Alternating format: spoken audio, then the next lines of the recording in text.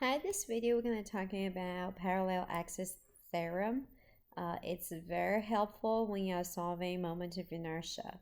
What that means is if you have any shape, I mean literally any shape, and if we know the centroid, right, it's right here, and you go ahead and draw the centroid axis, which is passing through that point, central point, and if we call this central x-axis is x prime or xc, c means centroid, and then I go ahead and draw another parallel line, parallel axis that's parallel to this central axis, and we call this x, and then we can find out the moment of inertia regarding of this shape rotating about this x-axis.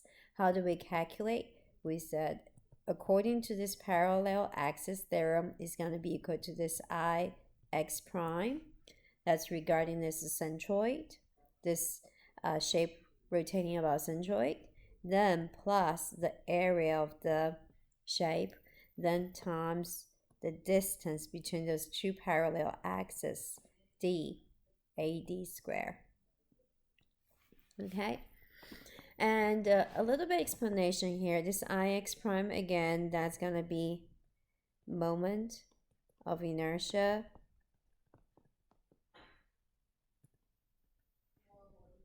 with respect to its own centroid axis.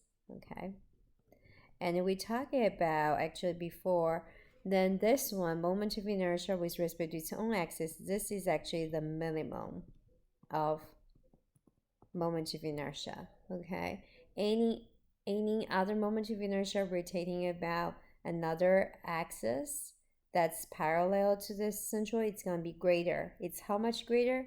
This is the difference, area times d squared. D is the difference between this new axis compared to the centroid axis. So here is this statement. Once the centroid area moment of inertia is known, which is Ix prime, the parallel axis theorem is used to find the area moment of inertia of any parallel axis. Okay, so let's go ahead and look for some examples here. Earlier we're talking about, last video we talked about polar moment of inertia for a circle J that is equal to half pi r to the power of fourth. And then from there, we figure out Ix and Iy, they are equal. They're going to equal to half of that polar moment of inertia. Okay, so it's this value. And this Ix and Iy is going through this centroid. So this basically is actually I'm going to actually label this as x prime. So this is basically my x prime here, okay? And then here, I'm going to say, with the same solid circle, I'm going to rotating about this new x-axis. All right, this new x-axis is not, make a note, this is not centroid axis, right? However, it's parallel to central axis. So in order to find this Ix, we can go ahead and solve it. That's going to be using this parallel axis theorem, Ix prime plus ad squared. Ix prime, we said it's 1/4 pi r to the power of fourth. And this area of the circle, this shape, is going to be pi r squared. And the difference, d, between those two is right here. It's going to be the radius. R, remember, it's square, it's d squared. Then go ahead and put it all together. We'll have 5, 4 pi r to the fourth. Okay, so that's going to be, if this circle rotating about its bottom tangent edge, that's going to be the resistance. That's the moment of inertia. Okay, now let's look at another example. We talked about triangle also in one of the videos, and we derived this regarding BB prime. That's basically your x prime. we're talking, we actually do not know that, right? We did not solve that before. We do not know why ix prime is b. However, previously we solved this x-axis regarding its bottom base. We talk about ix that's equal to 112 bh cubed. That was from earlier video. So now we want to find out how about this moment of inertia regarding its centroid axis. What's that value? You basically are using this parallel axis theorem in a reverse way.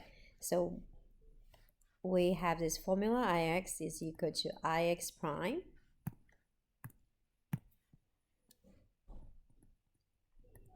plus AD squared. We know ix is 112 bh cubed. Again, this x-axis does not go through the centroid, and you are solving ix prime. And area of a triangle is half base times height. Okay, the distance between the two, what's the distance between the two? Well, we're going to use a centroid knowledge. We talk about centroid of a triangle, it's exactly 1/3 from the base, right? So that's going to be 1/3 h. So that's where that coming from, 1/3 h, and then square. So now let's go ahead, solve this. We'll have ix prime plus, then we'll have 918, we'll have bh cubed right there. Then here we have 112 bh cubed. Then we can go ahead and solve our ix prime. Then that will be equal to 36. That's the common denominator. And then 112 becomes 36. This 118 will become 2. So that's times bh cubed. Then the answer is going to be 1/36 bh cubed. So that's going to be what you find out this moment of inertia for a triangle that's going through the centroid. The answer is bh cubed over 36. All right, so here I will encourage you to thinking about what you did before about this rectangle. Remember, we're talking about going through the base x, and then we also have going through the centroid. We did both.